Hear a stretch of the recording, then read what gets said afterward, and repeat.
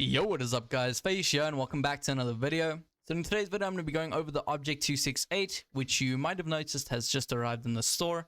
I'll be letting you guys know if this tank is really worth the 27,500 gold that it's currently being sold at, and if it's a great tank overall, and do I recommend you buying it. So let's get straight into it. Obviously you can get this tank fully kitted out with some 5x mystery boxes, legendary camouflage, avatar, ×5 boosters that only apply to the tank, so you cannot use this on tech tree tanks. You can only use it on the Object 268, which is obviously unfortunate. Then you can also get it fully kitted out in equipment. You can also get this tank bare bone. You can get it on its own, no equipment, no camouflage, nothing, for 22,500 gold. And I obviously and generally don't think that this tank is worth it. For this amount of gold, I don't think it's worth it.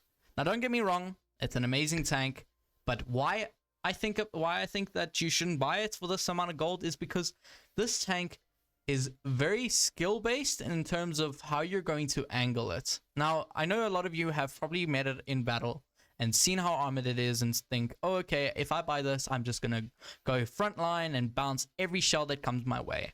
Absolutely not. You need to take into consideration on how this tank has to be angled in order to get those said bounces. Now that way of bouncing, angling it, is you need to have the tank front facing to your enemy all the time. As soon as you turn your tank slightly this way, this cheek that you can see here, not these thin ones right beside the gun, but the ones that are a bit angled, these can be easily penetrated if your tank is even the slightest angled.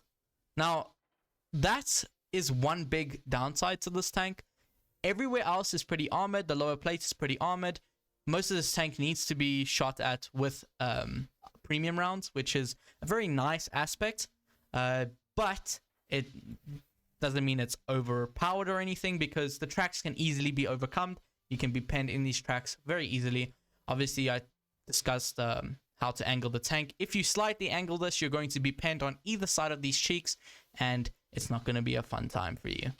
Now, one big reason why I'm not recommending this tank is because the Badger is in the store at the moment for cheaper than the 268 is going for at bare bone. You can get the Badger with its legendary camouflage, its attachments, some avatars, no containers or anything, but for 20,000 gold. However, the barebone 268 is going for 22,500 gold, and the Badger is just a way better tank. If you haven't seen my review on the tank, I'll leave a link at the top right. I'll go full in depth on it so you can see if the Badger is also a tank that you would maybe want to get.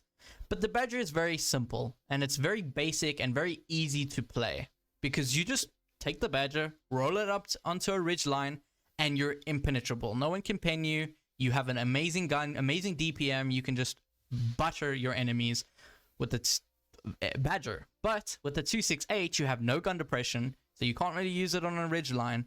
You need to also take into consideration that you need to angle this tank very specifically in order to get the bounces that you need and obviously want. With the Badger, you just put it on a hill. Doesn't matter how you're angling, as long as you're hiding your lower plates, you're going to really mess up your enemy.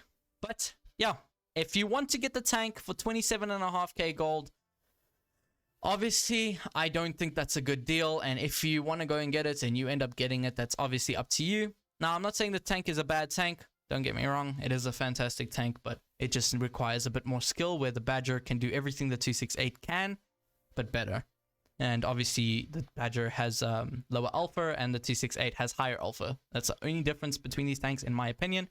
Also, the Badger's armor is a lot better and is a lot more effective in most scenarios. What my full opinion, should you get the tank? Absolutely not. If you have the Badger, don't go for the 268. And if you don't have the Badger, go for the Badger instead of the 268. The 268 is an amazing tank in the right hands, and it can be a very great tank at holding the enemy flank. Like, you can put this on a heavy flank, and the heavies won't be able to do anything if you are angling it properly.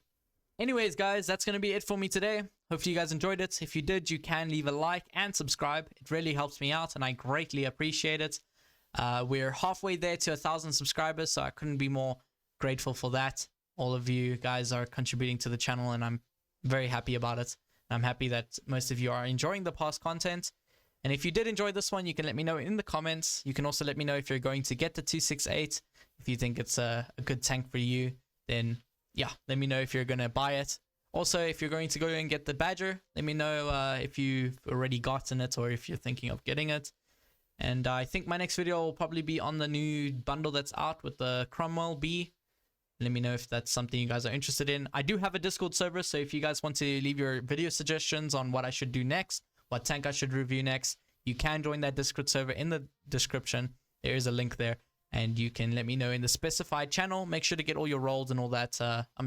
Just the basic stuff, but yeah, I'll check you guys later. Peace.